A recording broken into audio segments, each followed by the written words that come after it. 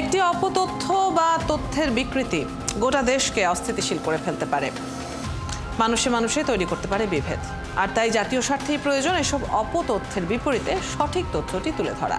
সেই কাজটি করতে এসেছি আমি রুবাইয়া অদিতি। দর্শক, আপনাদের সবাইকে আমন্ত্রণ জানাচ্ছি রিউমার চেক নিয়ে ৭১-এর নিয়মিত আয়োজন ফেক নিউজ স্ক্যানারে। প্রতিদিনের মতোই আজকেও আমাদের সাথে দুজন অতিথি যুক্ত হবেন, তাদের সাথে কথা বলবো নানা বিষয় নিয়ে। তবে তার আগে দেখে নেব আজকের প্রতিবেদনটি।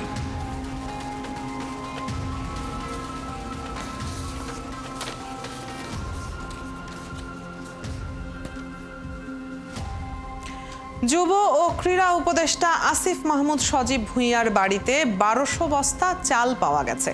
তার বাবা পুলিশদের ঘুষ দিয়ে বিষয়টি মিটমাট করার চেষ্টা করছেন, এমন দাবিতে একটি ভিডিও সামাজিক যোগাযোগ মাধ্যমে ভাইরাল। মুহূর্তেই কমেন্ট সেকশনে নানা উত্তেজনা। শেষমেশ ফ্যাক্ট চেক করে জানা গেল এটা ছিল গুজব। অপরদিকে ৯ মামলা থেকে শেখ হাসিনাকে অব্যাহতি দেওয়া হয়েছে, এমন দাবিতে একটি ভিডিও ফেসবুকে ছড়িয়ে দেওয়া হয়েছে। পরে ফ্যাক্ট চেক করে জানা গেল সেটাও ছিল মিথ্যা তথ্য। দর্শক, সংবেদনশীল এমন ৫টি অপতথ্যের ফ্যাক্ট চেক আমার হাতে। শুরুতেই সেটা দেখে নিই, চলুন।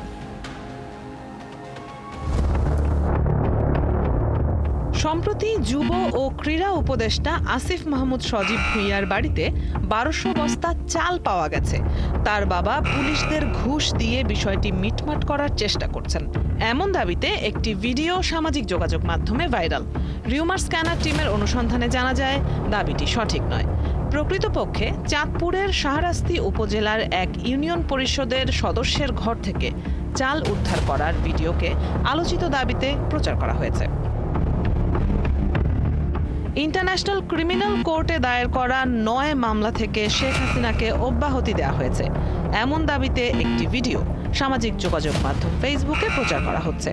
ফ্যাক্ট চেক প্রতিষ্ঠান রিউমার স্ক্যানার টিমের অনুসন্ধানে জানা যায় বিষয়টি ছিল অপতথ্য।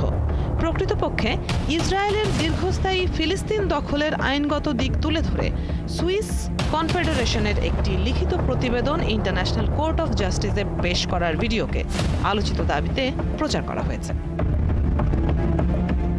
ডক্টর ইউনূসের বোঝা উচিত বিএনপি আর আওয়ামী লীগ কিন্তু ঐক্যবদ্ধ হয়ে আন্দোলন করবে। এই ক্যাপশনে বিএনপির স্থায়ী কমিটির সদস্য সালাউদ্দিন আহমেদের ছবি যুক্ত করে অনলাইন গণমাধ্যম বাংলাদেশ টাইমসের ডিজাইন সম্বলিত একটি ফটোকার্ড সামাজিক যোগাযোগ মাধ্যমে ছড়িয়ে দেওয়া হয়েছে। ফ্যাক্ট চেক করে জানা যায় তথ্যটি ছিল মিথ্যা, বরং ডিজিটাল প্রযুক্তির সহায়তায় বাংলাদেশ টাইমসের ভিন্ন একটি ফটোকার্ড সম্পাদনা করে প্রচারিত ফটোকার্ডটি প্রচার করা হয়েছে। অপরদিকে শেখ হাসিনার পক্ষে লড়ছেন বিএনপির আইনজীবী। শীর্ষক দাবিতে সংবাদ মাধ্যম যুগান্তরের নাম ও লোগো সম্বলিত একটি ফটোকার্ড সামাজিক যোগাযোগ মাধ্যমে ঘুরপাক খাচ্ছে। রিউমার স্ক্যানার টিমের অনুসন্ধানে জানা যায় দাবিটি ছিল অপতথ্য। প্রকৃতপক্ষে ডিজিটাল প্রযুক্তির সহায়তায় যুগান্তরের ফটোকার্ডের আদলে ভুয়া এই ফটোকার্ডটি তৈরি করে ছড়িয়ে দেওয়া হয়েছে। এবার এআই প্রযুক্তি ব্যবহার করে গুজব ছড়ানো হচ্ছে। সেখানে দাবি করা হচ্ছে টানা ১.৫ দিন ধরে বৃষ্টি হওয়ার পর জিঞ্জিরা হাটের অবস্থা। এই শীর্ষক শিরোনামে একটি ছবি ফেসবুকে ছড়িয়ে দেওয়া হয়েছে। ফ্যাক্ট চেক করে দেখা যায় জিঞ্জিরার পশুর হাটের অবস্থা দাবিতে প্রচারিত ছবিটি বাস্তব নয়, বরং একটি কৃত্রিম বুদ্ধিমত্তা বা এআই প্রযুক্তি ব্যবহার করে তৈরি করা ছবি। দর্শক, আজ ৫টি ফ্যাক্ট চেক করতে গিয়ে দেখা গেল বাংলাদেশকে ঘিরে রাজনৈতিক ও আন্তর্জাতিক খবরগুলোকে বিকৃত করে মিথ্যা গুজব ছড়ানো হচ্ছে। অন্যদিকে সামাজিক বা ধর্মীয় ইস্যুতেও চলছে অপতথ্যের প্রচার। যথারীতি সবকটি সামাজিক যোগাযোগ মাধ্যমে সেটা ছড়িয়ে দেওয়া হচ্ছে। ব্যবহার হচ্ছে ফেক অ্যাকাউন্ট বা পেজ। রুবাইয়া অদিতি, ৭১। দর্শক, দেখে নিচ্ছিলাম প্রতিবেদনটি। আমাদের সাথে আজ এই মুহূর্তে যুক্ত আছেন বাংলাদেশ সুপ্রিম কোর্টের আইনজীবী ডক্টর কাজী জাহেদ ইকবাল, এবং যুক্ত হওয়ার কথা রয়েছে চলচ্চিত্র নির্মাতা ও অভিনেতা শরফ আহমেদ জীবনের। তিনি যুক্ত হলেন নিশ্চয়ই, তার সাথেও কথা বলবো। চলে যাচ্ছি ডক্টর কাজী জাহেদ ইকবালের কাছে। আপনাকে স্বাগত জানাচ্ছি ৭১-এ। আমরা একটি প্রতিবেদন আজকে দেখছিলাম যেখানে 5টি রিউমার নিয়ে কথা হচ্ছে। শুধু এই 5টি নয়, প্রতিদিনই নতুন নতুন অসংখ্য রিউমার তৈরি হচ্ছে। তার মধ্যে কিছু ভাইরাল হচ্ছে, কিছু মানুষের চোখে পড়ছে, কিছু হয়তো সেভাবে ভাইরাল হচ্ছে না। কিন্তু আমরা দেখতে পাচ্ছি যে কোনো অপতথ্য বা গুজব এত বড় আকার ধারণ করছে যে সেখান থেকে মব ঘটে যাওয়ার মতো দুর্ঘটনাও কিন্তু ঘটেছে। তো এই যখন আমাদের পরিস্থিতি, আমাদের বিদ্যমান আইন আসলে কি বলে এই সব সমস্যা থেকে সমাধানের জন্য আইনি প্রক্রিয়া কি? আপনাকে ধন্যবাদ। প্রকৃতপক্ষে শুধু গুজবের জন্য আমাদের কোনো আলাদা আইন নেই, তবে আমাদের বর্তমানে যে নতুন আইনটি করা হয়েছে, আপনার সাইবার সুরক্ষা অধ্যাদেশ 2025, এই আইনের একটা ধারা আপনার 26 যেটি, সেই ধারাটা আমরা যদি লক্ষ্য করি তাহলে যদি এই ধরনের খুব বড় ধরনের গুজব রটানো হয় যেটাতে আপনার রাষ্ট্রের ক্ষতি হওয়ার বা মব তৈরি হওয়ার বা এই ধরনের বড় ধরনের বিশৃঙ্খলার কোনো পরিস্থিতি তৈরির মতো ইন্ধন ইঙ্গিত ইত্যাদি দেওয়ার ব্যবস্থা থাকে, তাহলে ওই ধারার অধীনে বিচার করার একটা সুযোগ আছে। এটা একটা বিষয়। আর এর বাইরে যদি আপনি দেখেন তাহলে দেখবেন যে বাংলাদেশের যে পেনাল কোড আছে, এই পেনাল কোডে মানহানিকর আচরণের জন্য একটা ব্যবস্থা দেওয়া আছে। সেইখানে আপনি যদি আমাদের এই যেটা কোড অফ ক্রিমিনাল প্রসিডিওর, এইখানে আপনি দেখবেন যে যদি কেউ মানহানিকর কোনো সংবাদ যা আসলে সত্যি নয় এরকম প্রচার করেন, তাহলে তার বিরুদ্ধেও শাস্তিমূলক ব্যবস্থা নেওয়ার জন্যে আপনার 500 ধারায় প্রয়োজনীয় ব্যবস্থা নেওয়ার বিধান বাংলাদেশের আইনি ব্যবস্থার মধ্যে আছে। অর্থাৎ আমাদের যে আইনি কাঠামো আছে, সেই আইনি কাঠামোর মধ্যে আমরা চেষ্টা করলে বা চাইলে যারা গুজব ছড়াচ্ছেন তাদের বিরুদ্ধে আইনি ব্যবস্থা নিতে পারি। এবং একই সঙ্গে মনে রাখতে হবে যে এই ধরনের ফেক নিউজ ছড়িয়ে যদি বড় ধরনের কোনো অপরাধ সংগঠিত হয়ে যায়, তাহলে যারা এই ফেক নিউজ ছড়াচ্ছেন তাদের কিন্তু ওই অপরাধের দায়ও নিতে হবে এবং একই সঙ্গে ওই অপরাধের একজন সহযোগী হিসাবে ওই আইনে তার বিচার করা সম্ভব। অর্থাৎ 3টি জায়গা থেকেই আপনি দেখবেন যে একটা গুজব ছড়ালে কোনো ব্যক্তিকে, গুজব ছড়ানো ব্যক্তিকে এক আইনের আওতায় আনা সম্ভব। একটা আমাদের যে সাইবার সুরক্ষা আইন 2025 আছে, এটি আমাদের যে প্রচলিত যে কোড অফ ক্রিমিনাল প্রসিডিওর আছে সেটি, অথবা যদি তার ফলে কোনো বড় ধরনের ধ্বংসাত্মক কিছু বা বড় ধরনের কোনো অপরাধ সংঘটিত হয়ে যায় এই ধরনের গুজবের ক্ষেত্রে, সেক্ষেত্রে যে ধরনের অপরাধ সংঘটিত হবে সেই অপরাধের যে আইন বা যে বিচার, সেই প্রক্রিয়ারও একটি পার্ট হিসাবে পরিণত হবেন এই গুজব ছড়িয়েছেন যিনি তিনি। জি, আমাদের সাথে চলচ্চিত্র নির্মাতা ও অভিনেতা শরাফ আহমেদ জীবন যুক্ত হয়েছেন। তার কাছ থেকে একটু ঘুরে আসতে চাই। আপনাকেও স্বাগত জানাচ্ছি একাত্তরে। আমরা কথা বলছি অপতথ্য নিয়ে, গুজব নিয়ে, রিউমার নিয়ে। আমরা চলচ্চিত্রের ক্ষেত্রে, শুধু চলচ্চিত্র না, ব্যাপারটাকে বড় করে যদি বলি, শিল্প চর্চার নানা ক্ষেত্রেও কিন্তু গুজবের কিছু বিষয় দেখতে পাচ্ছি বিগত কিছুদিন ধরে। ইনফ্যাক্ট অনেক আগে থেকেও আছে। কোনো একটা মুভি রিলিজ হলো, তারপর বলা হচ্ছে এটা অমুক সিনেমার নকল, এটা মানে এই ধরনের কথাবার্তা। এই গত ঈদেও আমরা দেখেছি যে সাকিব খানের সিনেমায় দর্শক হচ্ছে না, খালি হলের একটা ছবি দিয়ে ছড়ানো হচ্ছে। এই ধরনের গুজব তো ছড়াচ্ছে।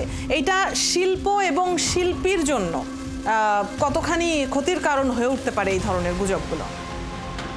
না, এটা তো ডেফিনেটলি খুবই ক্ষতির কারণ একটা সিনেমা যখন আমরা বানাই তখন এটার পিছনে আমাদের যেরকম স্বপ্ন থাকে, এরকম এইটার সাথে অনেক বড় একটা ইনভেস্টমেন্ট থাকে, যেহেতু এটা একটা শিল্প মাধ্যম। তো ওই জায়গা থেকে একটা বড় অর্থনৈতিক একটা ক্ষতি হয়, নিজের রেপুটেশন একটা ক্ষতি হয়। যেমন শুধু তো আপনি বরবাদের কথা বললেন, টেলিভিশনের ক্ষেত্রে এটা হয়েছিল, হাওয়ার ক্ষেত্রে এটা হয়েছিল। তো আমি এজ এ মেকার আমার যেটা মনে হয়, এবং আমার ছবির আমি কো-প্রোডিউসারও, তো এইটা দুইটা জায়গায় ক্ষতি হয়। একটা হলো রেপুটেশন, আর একটা হলো অর্থনৈতিক ক্ষতি। কিন্তু ফাইনালি কিন্তু পরে প্রমাণ হয় বা আমরা প্রমাণ করার চেষ্টা করি যে এটা আসলে ঠিক না, এটা অথেন্টিক নিউজ না। এইটা ঘটার পিছনে কিন্তু একটা বড় জিনিস কাজ করে। এটা আমি যদি একটু এলিভারেট করি তাহলে কিন্তু এরকম দেখা যায় আমাদের মোরালিটির যে জায়গাটা, আমাদের কমিটমেন্টের জায়গাটা খুবই দুর্বল। আসলে আমি কি করবো এবং কি করবো না, এইটার যাচাই বাছাই আসলে আমার মাথায়, আমার মস্তিষ্কের মধ্যে বা আমার রুচির মধ্যে আসলে বা আমার শিক্ষার মধ্যে এটা নাই।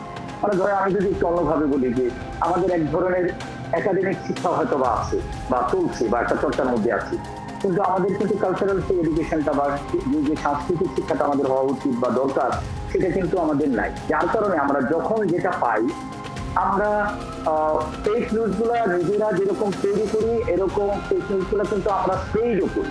আমরা কিন্তু একদমই যাচাই বাছাই করি না। আপনি হয়তো জেনে থাকবেন যে টেলিভিশন ছবির সময় বলছিল একটা টার্কিশ ছবির মনে হয় নকল, এরকম হওয়ার সময় বলছিল এটা। এবং পোস্টার সবচেয়ে বেশি যেটা ঘটে সেটা হলো ছবির পোস্টার। এখন দেখেন এই এআই জেনারেশনের মধ্যে আমি একটা পোস্টার বানালাম, এই পোস্টারটা কোনো না কোনো ভাবে হ্যাঁ ইন্সপিরেশন তো থাকবেই। মানুষের ওই অর্থে মৌলিক বলে তো খুবই কম জিনিসই আছে। তো এটা যদি আরেক জায়গায় আরেকজনে এআই দিয়ে করে সেটা ইচ্ছাকৃত হোক কিংবা পান করে হোক, এটা করলে এটা কিন্তু আমরা নানাভাবে ক্ষতিগ্রস্ত হই। শুধু এইটা না, এখন এই স্যার বলছিলেন যে মব জাস্টিসের ব্যাপারগুলো কিংবা আমাদের এই সোশ্যাল মিডিয়া আমাদের হাতের কাছে পৌঁছানোর পরে হাতে নাগালে আসার পরে আমাদের যেটা ঘটছে যে আমরা এটার সুফল থেকে আমরা কুফলগুলো বেশিভাবে আমরা ইউটিলাইজ করে যাচ্ছি।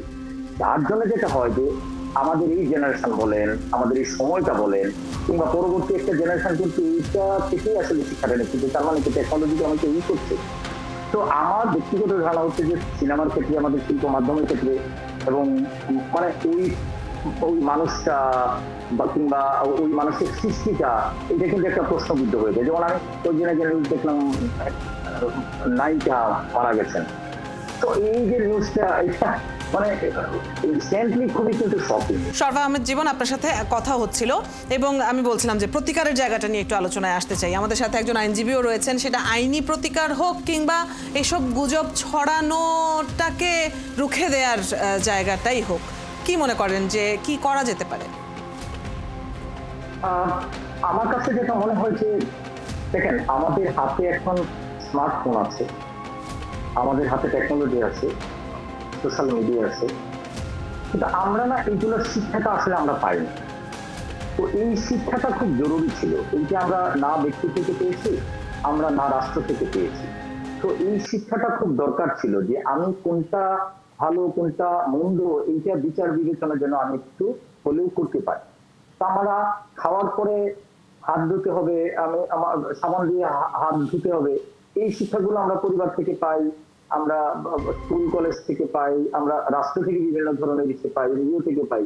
কিন্তু যেটা আমাদের এই সময়ের জন্য খুবই গুরুত্বপূর্ণ বিষয়, যে এই যে সোশ্যাল মিডিয়া বলেন বা এই টেকনোলজি বলেন, এই জায়গাটায় শিক্ষাটা আমরা কোথাও থেকে পাই না। আরেকটা জিনিস আমি অ্যাড করতে চাই, সেটা হচ্ছে যে এইসব বিষয়ের আমরা বলছি আইনের ধারা আছে, লটা আছে ঠিকই, কিন্তু সেটার এক্সিকিউশনটা আসলে হচ্ছে না। যদি দৃষ্টান্তমূলক শাস্তিটা আসলে হইতো তাহলে কিন্তু দেখতেন যে এই জায়গাটাও একটু হয়তো বা কমতো। এখন যে কেউ যে কোনো কিছু করে, সেটা রিউমার হোক, সেটা মানে মব জাস্টিস হোক, সেটা যে কোনো কিছু হোক, করে ছাড় পাচ্ছে, আইনের সঠিকভাবে তো প্রয়োগ হচ্ছে না। তো কি করবে তাহলে? তাহলে সে অন্যায়টাকে সে মেয়ে হিসাবে মেনে নিচ্ছে। আপনারা যদি উদাহরণ হিসেবে দেখেন, আপনি যদি ক্যান্টনমেন্টে যান, আপনি গাড়ি চালানো, আপনি নিজে যদি ড্রাইভিং শিখে থাকেন, গাড়ির স্পিড অটোমেটিক্যালি আপনার 40-এর নিচে আপনার নেমে আসবে।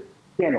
কারণ আপনি জানেন ওইখানে যদি আপনি ওভার স্পিডিং কোনো কিছু করেন তাহলে ওইখানে আইন আছে ওদের, এবং সেই আইনটা প্রয়োগ হবে। কিন্তু আইন এবং আইনের প্রয়োগ প্রসঙ্গ যেহেতু এলো, এই কাজে আমি চলে যেতে চাই একটু ডক্টর কাজী জাহেদ ইকবালের কাছে। যিনি ভুক্তভোগী, যিনি অর্থনৈতিকভাবে হোক সামাজিকভাবে হোক, যিনি এসব গুজবের কারণে কোনো একটা দুর্ভোগের মধ্যে পড়েছেন, তিনি আইনের আশ্রয় নিতে হয়তো গেলেন, কিন্তু গুজব যেভাবে ছড়াচ্ছে সেখানে কে আসলে না বুঝে এটা শেয়ার করেছে, আবার কে উদ্দেশ্যমূলকভাবে ব্যাপারটাকে তৈরি করেছে, এই জায়গাটিকে আলাদা করে তার উপর আইনের প্রয়োগ, এই প্রসেসটার মধ্যে যথেষ্ট চ্যালেঞ্জ দেখেন কিনা? হ্যাঁ, নিশ্চয়ই চ্যালেঞ্জ আছে। এখানে একটা বিষয় আমি আগে একটু বলে নিতে চাই, সেটা হলো যে আমাদের একটা ফাইন লাইন টানার ব্যাপার আছে, যে আপনার বাক স্বাধীনতা, ব্যক্তি স্বাধীনতার বিষয়গুলো যেন এই যে আইনগুলো বা গুজবের যে বিষয়গুলো এটার সঙ্গে একসঙ্গে একই রকম চেহারার মধ্যে না চলে আসে, সেটা একটা ইস্যু নিশ্চয়ই আছে। কিন্তু গুজবের ফলে যে ব্যাপারগুলো ঘটে সেটা হলো যে অনেক সময় বড় বড় ধরনের দুর্ঘটনা বা আপনি যে ড্যামেজের কথাগুলো আসলো, যে ক্ষতিটা হয় পরবর্তীতে যদি ওর একটা পানিশমেন্টও হয়, সেটা কিন্তু ওইভাবে স্প্রেড হয় না। ফলে যেটা হয় সেটা হলো যে ইনিশিয়াল ক্ষতি যেটা হলো একজন ব্যক্তির বা প্রতিষ্ঠানের, যে বা রাষ্ট্রের, সেটা কিন্তু আসলে আপনার গুজবের ফলে হয়েই যায়। ফলে যেটা করা দরকার, এই গুজবের ফলে যে ক্ষতি হয় সেটার জন্য একটা টটের ব্যবস্থা করা দরকার, অর্থাৎ ক্ষতিপূরণ আদায়ের প্রক্রিয়াটা এর সঙ্গে যুক্ত হওয়া দরকার। আমাদের এখানে টটের বিষয়গুলো আসলে অনেক বেশ খানিকটা দুর্বল আমাদের এখানে, যে ওইভাবে কোনো ক্ষতিগ্রস্ত কেউ যদি হন তার পক্ষে যে অর্থনৈতিক ক্ষতিপূরণ যেটা, সেটা পৃথিবীর অন্য দেশগুলোতে কম্পারেটিভলি অনেক সহজ। আমাদের এখানে এটা একটু দেখা যায় যে অধিকতর জটিল বা কঠিন। অর্থাৎ আইনি প্রক্রিয়া গ্রহণ করার ক্ষেত্রেও বেশ কিছু জায়গায় এখনো কাজ করবার আছে। আর সেক্ষেত্রে আসলে সচেতনতার প্রসঙ্গ বারবারই আসছে, যে যারা সরল বিশ্বাসে এইসব গুজবকে সত্য মেনে নিচ্ছেন এবং মেনে নিয়ে শেয়ারও করছেন, সেই জায়গাটিতে সচেতনতার কথাটা বারবার ঘুরে ফিরে আসে। আপনাদের দুজনকেই ধন্যবাদ। দর্শক, আমাদের সাথে আজকে বাংলাদেশ সুপ্রিম কোর্টের আইনজীবী ডক্টর কাজী জাহেদ ইকবাল এবং চলচ্চিত্র নির্মাতা ও অভিনেতা শরাফ আহমেদ জীবন যুক্ত ছিলেন। কথা হচ্ছিল তাদের সাথে। আপনারা আছেন ফ্যাক্ট চেক নিয়ে ৭১-এর নিয়মিত আয়োজন ফেক নিউজ স্ক্যানারে। রবি থেকে বৃহস্পতি, সপ্তাহে ৫ দিন আমরা রিউমার দূর করতে হাজির হব ঠিক একই সময়ে। আপনারাও যুক্ত হতে পারেন। যে কোনো খবর যদি আপনাকে সংশয়ে ফেলে, সেটির একটি স্ক্রিনশট আমাদেরকে মেইল করতে পারেন fns.71tv@gmail.com অথবা ফেসবুকে যোগাযোগ করুন www.facebook/fake news scanner। আমরা সেই তথ্যের ফ্যাক্ট চেক করে আপনাদের জানাবো।